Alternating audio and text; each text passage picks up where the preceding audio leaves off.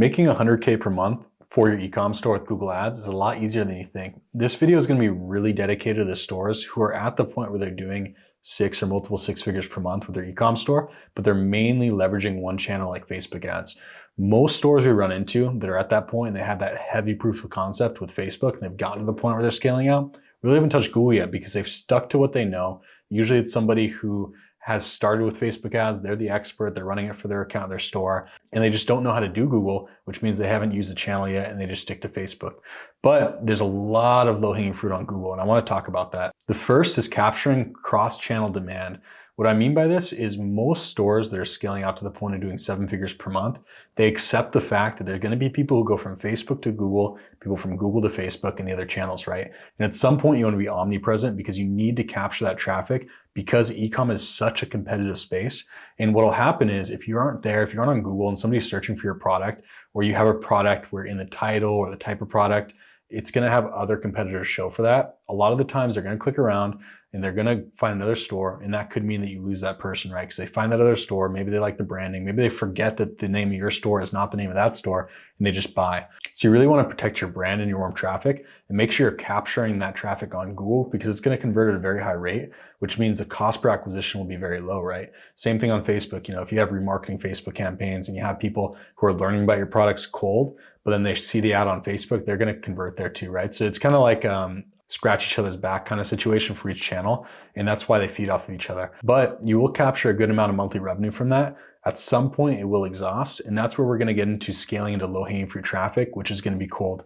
Now, whenever we say low hanging fruit traffic, it's generally going to be the terms people are searching that usually is going to yield a high conversion rate. So if you have a specific type of product and you know people searching XYZ terms are going to go to the product and want to buy, that can be simply cut and dry terms like searching, for example, best place to buy XYZ product. It's really those high intent terms that people are actively low in the funnel. They know what product they want. They've done their research. They're just looking for a store that's credible to buy it from. And those are the terms you want to maximize first. Now, this is also a very black and white process because you have a fixed variable. You know, if people are searching this specific type of traffic, they are the ideal people you want to send to your store. And if they are not converting, you got to look at why they're not converting, right? It could be the competitiveness on Google. When people are going to Google, they're seeing every type of product they're showing for that term. When you're on Facebook, they're not in that type of scenario, right? They're seeing your product. They might have been watching dog videos or something else. And then they go from your product video to your store and purchase. But when they go to Google, they're seeing all the competition. So you really need a heightened level of branding. You have to have really good product. You have to have great assets around the product. And if you don't have those, you're going to see a drop off conversion rate when you go to the Google side of things. So that's going to be something that's going to elevate your brand. If you're not converting the highest intent version of traffic, you're not going to be able to scale further, right? We talk about this when we talk about our strategy, the pyramid of converting traffic. You're always maximizing the highest intent type of traffic and then moving up in that pyramid. And if you can't convert that level, you don't want to keep going up because the convertibility is just going to be harder, right? So the biggest thing is if you run into that situation, make sure to look at your assets, look at your product, look at the competitors, and get your brand up to speed to convert that traffic. But a lot of the times when you're focused on this, highest level of intent, which is also going to be the low hanging fruit traffic, you're going to get pretty heavy revenue for that. Usually you're not really going to max out that traffic depending on your market side until you're yielding at least, let's say, 50 to even 100K per month from your search strategy. And at some point you will exhaust. Some markets are smaller, some are bigger, right? But I would say the average store that's scaling into cold traffic with search campaigns, you can usually do, high 5 to lower 6 figures per month from that type of pool before you have to get into other things. So make sure to focus on that first. Now that leads to the other area where you're really going to have the highest level of scale on the front end. And these are the campaigns you're going to want to focus on next to search. That's going to be PMAX and shopping. Now, what PMAX is, if you're not familiar, it's going to be an omnipresent campaign type that's more algorithm based with Google. You're basically giving it all the different assets, and there's different ways to build this. We talked about in other videos, but you're giving it all the assets it needs, and then it's going to determine the targeting from that along with other signals you provide. But it's going to determine the targeting and it's going to determine what to scale into based off of what you give it. So on the front end, it's going to scale really nicely. It will feed a little bit off of warm traffic, which is okay. Necessary evil. Talk about that as well in other videos. But at some point it will plateau. You want to scale to the point where it's going to plateau because that's going to be the easiest way to start driving revenue into your store. And then you can start focusing on optimizing it and working through it and figuring out how to get it to the next level. But there's going to be a really easy run on the front end that you want to maximize. Same thing with shopping. Now, Shopping's a little bit easier because you're not really creating all these assets for it. You're really just connecting your feed and making sure that you have, high feed optimization, stuff like that. Very, very simple compared to the other campaign types. But when you have shopping, same concept.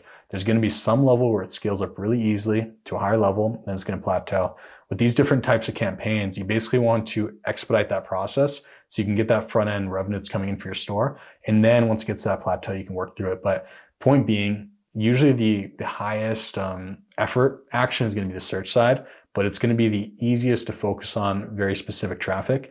Whereas PMAX and shopping will scale up really easy on the front end, but then on the back end, it's harder to figure out how to scale them. So just make sure to maximize those. But between those 3 campaign types, which are always the first 3 campaign types that we launch for clients, you should have 0 issue scaling to 100K and plus per month.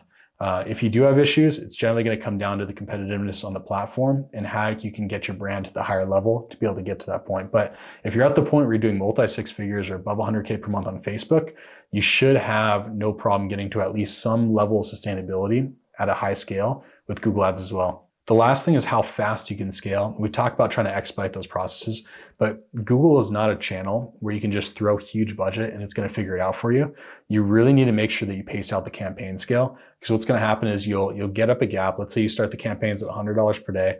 Once you see success, you can't just jump those from $100 a day to, let's say, $500 a day, because it's going to completely destroy how the campaign runs. You basically have to go in increments. Generally, the increments will change the bigger the campaigns get.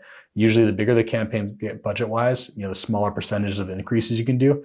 Most of the time, increases for budget's going to happen between 20 to 50%. If you're at $100 per day, you can do bigger jumps, right? Because there's going to be, you're really on the front end of the campaigns. So you might be able to increase it to 150, maybe 200 per day if you have absolutely killer ROI. But the bigger the campaign gets, if you're doing, let's say, 20% on a $500 per day campaign, that's going to be a $100 increase, right? So the smaller percentage will yield a higher increase. So just make sure you pace them out. What's going to happen is once you do an increase, there's going to be some level of ROI drop, but then it'll start climbing up as the campaign optimizes. Once you get to the point where the campaign is optimizing, you're going to higher ROI again, then you can do the next bump up and the next bump up. If you have absolutely killer products and you're scaling, you can definitely do this quickly. You might see, in the beginning $100 per day, and then the campaign just took off, it's killing it. 2 or 3 days later, you can make it $150 per day. If it eats that budget and you have a killer ROI still, you can be aggressive. But the biggest thing you want to look out for is ROI coming down. Usually budget increasing is a direct lever against ROI, and increasing budget will pull down ROI, decreasing budget will increase ROI. So just something to be mindful of. But this is generally how you're going to try to get to that first 100K plus per month revenue. Like I said, if you have heavy proof of concept of your store, you have not touched Google Ads yet, and you have scale on the Facebook side, this should be a piece of cake, especially if you're getting your information from the right place. Make sure not to neglect Google, because there's definitely money to be made there. If you don't want to learn the skill yourself, hire a good team for it. But you do not want to ignore it, because like everybody, you're going to want to scale your store. So thanks for watching. If you want more information on how we actually build campaigns, what we run, how to scale, and you're the one who's actually learning to build out what's going to be for your Google Ads account, make sure to like and subscribe. We're constantly put out content how to do exactly what I just described. Thanks for watching.